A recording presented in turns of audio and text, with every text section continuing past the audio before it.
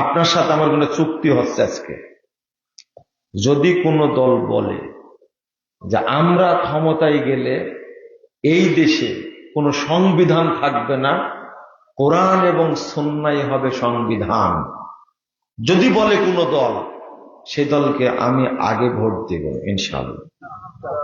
বলতে হবে এই দেশে কথাগুলো বলছি, একসময় আল্লাহ কবুল করবেন মনে হয় ইনশাআল্লাহ, তো বলতে দেন।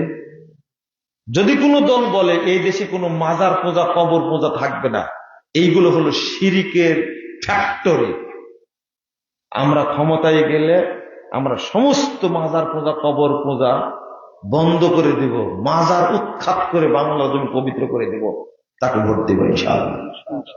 3 নম্বর, বাংলাদেশে কোনো মতবাদ চলবে না। কি? কোনো মতবাদ থাকবে না। গণতন্ত্র, সমাজতন্ত্র, ধর্মনিরপেক্ষ, জাতীয়বাদ, খ্যাতাবাদ, অমুকবাদ, তমুকবাদ কিচ্ছু থাকবে না, শুধু ইসলাম থাকবে।